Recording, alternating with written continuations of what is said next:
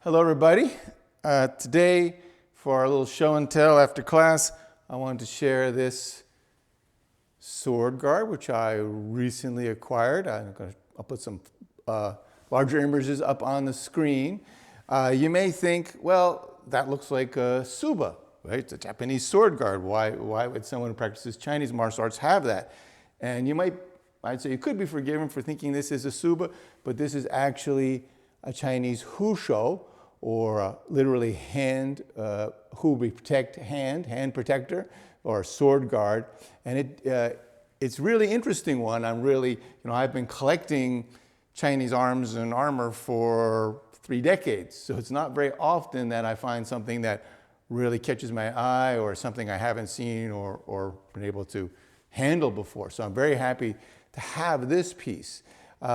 What's interesting about it, I think a lot of people may look at this and think that looks like what the Japanese would call a nanban suba. And that's because nanban is not a very nice term. It means southern barbarians. So not a very nice term that the Japanese used. But they are a Chinese style of sword guard, which is one of the things that makes it interesting that Japanese adopted this Chinese style. And you do find Japanese examples that have a very, very similar, sometimes pretty much exact copies. The handwork is different. If you've seen enough of the Japanese examples, and you see it's mirrored on both sides, of the Japanese examples versus the Chinese examples, you usually can tell the difference. Sometimes it's really tricky because they can be very similar, but there's a little different stylistic differences that I think are fairly noticeable for somebody who's been looking at these for some time. They also have ones that Japanese nanban style of fittings that are, you could say, inspired by the Chinese. So they're not exactly the same. They've gone off in a little different directions, but you can definitely see how they originally came from Chinese. This particular one is not one, not a Japanese one, and also not a Chinese one made for export. What's interesting is you start to study these. I've been studying antique Chinese arms for, like I said, 3 decades now and handling them. What's interesting is that there are a fair number of guards, Chinese guards, either Chinese made or ones like this that were originally mounted on a Chinese sword and then were repurposed, and you can see it's been adapted for use on a katana.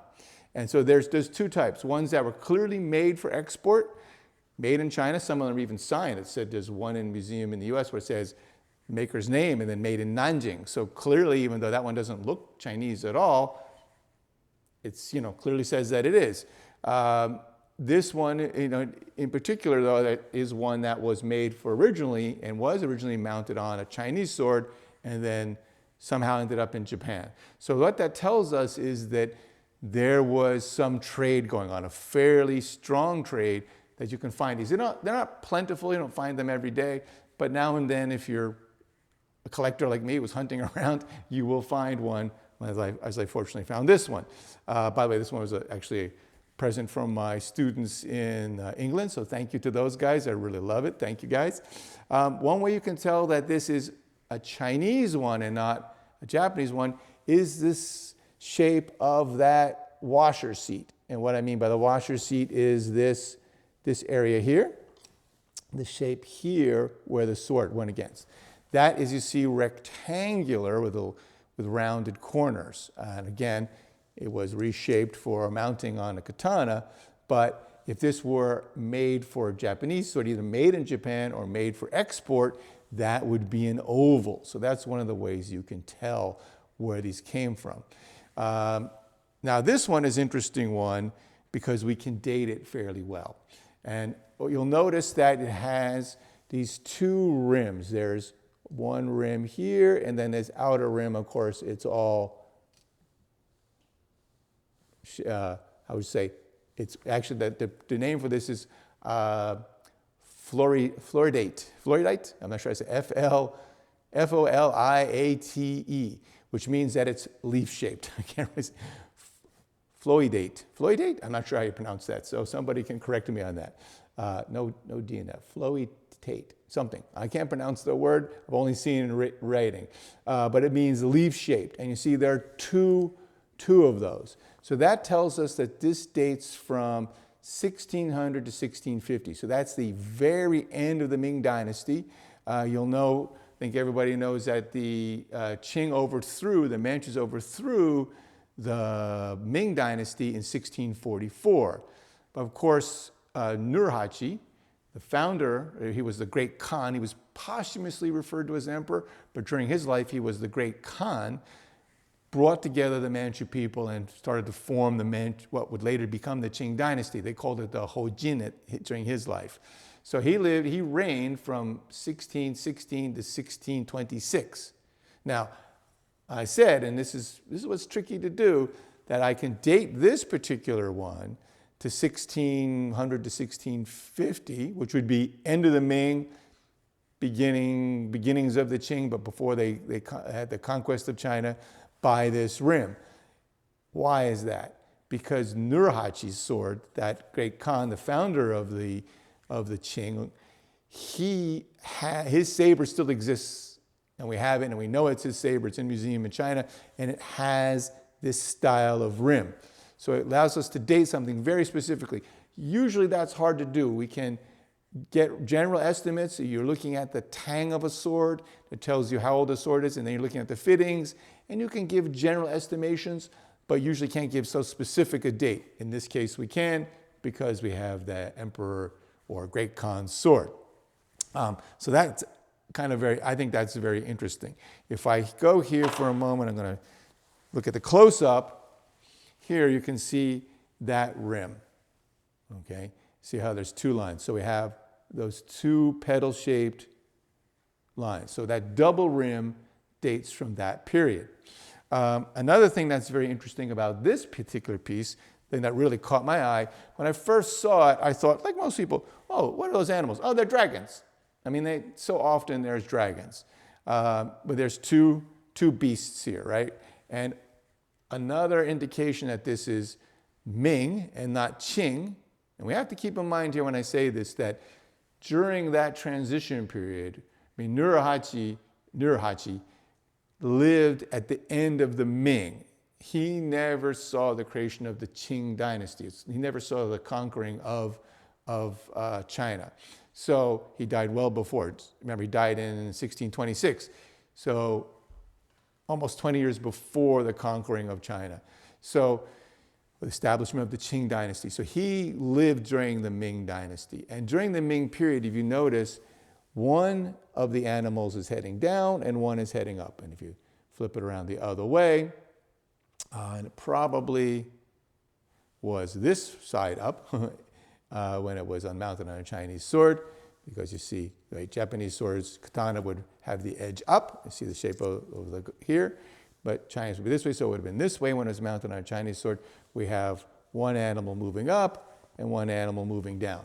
That is typical of the Ming period guards, the late Ming guards. That is not the way, see? So there is the animal as he's moving up. During the Ming, you had them going opposite directions, kind of like they're swimming around each other. During the Qing, often you see just two dragons. They're coming up like this, and they're going after a pearl of wisdom. So you have the two dragons coming up. So the Qing ones, both animal heads are up, and in the Ming, it's one up and one down. So that's another way that we can say fairly surely that this is Ming Dynasty. Yes, I have right side up for Ming. Ming Dynasty and not Qing.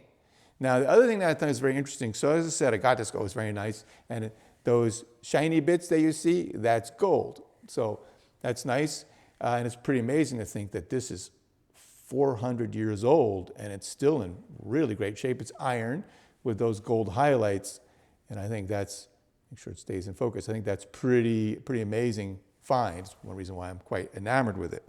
But I looked at it and I thought, dragons, everybody thinks dragons. And dragons in the Ming Dynasty did have very sinuous bodies like this, almost snake-like as opposed to their little chubbier. They gained some weight during the Qing Dynasty. So if we look at this close-up here, I see how thin his body is. But as I looked at this more closely, I thought, that doesn't really look like a dragon. The first hint is his feet. The feet there are hooves. They're not claws. Dragons have claws, right? Not hooves. Second of all, look at his head. Now, when you look at that head, you may say, well, okay, he's a couple of horns.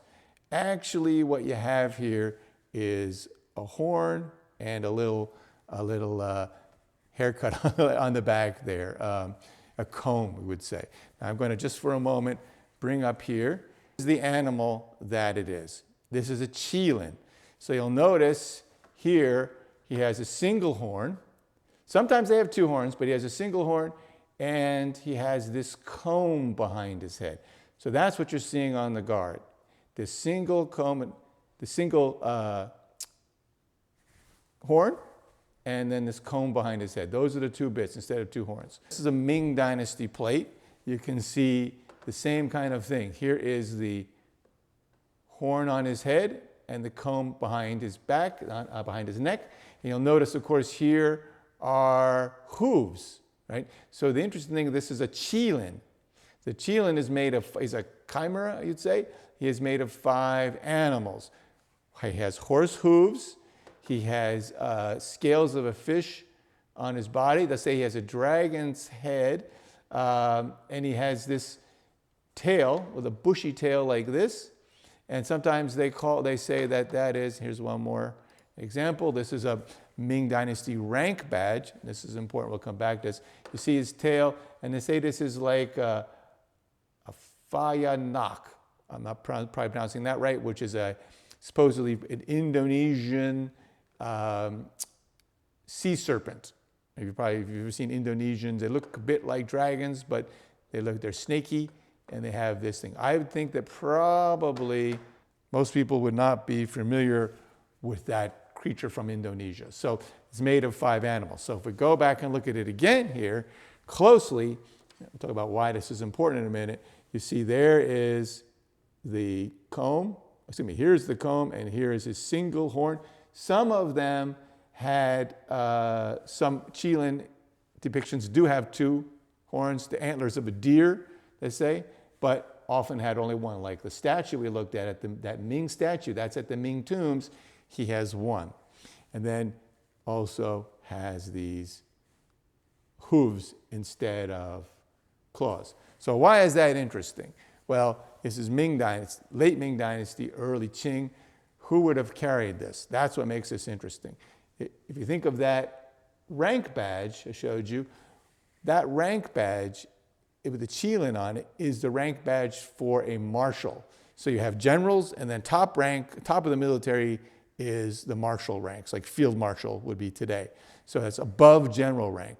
So I can't say absolutely 100% because we don't have the whole sword and we don't have any other documentation. All I have is this nice piece, but the suggestion certainly is that this was mounted on the sword in the early Qing, during the conquest period, of somebody who was marshal's rank.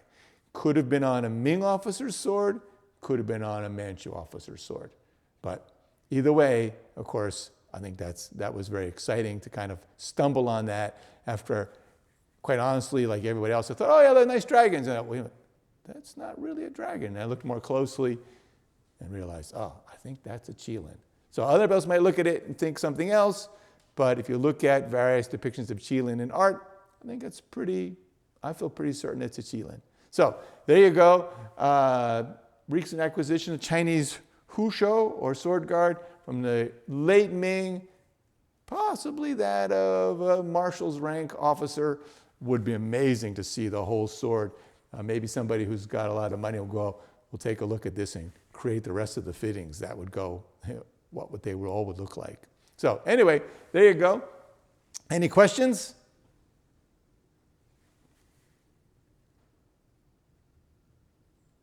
I'll show you the close-up again. Oops, that's not the close-up. There's a close-up again. No questions, but that is really cool. Yeah, I'm very happy. I really blow up the head here. you can see how that looks. And it's really fairly fine work. Another little detail I didn't mention earlier, if I didn't mention enough details, is that generally the arabesques are generally more open.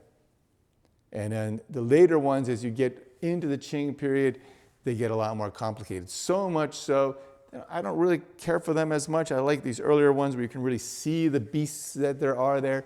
The later ones, they get kind of overgrown. So another indication that this is, stylistically, we can date it to the late Ming.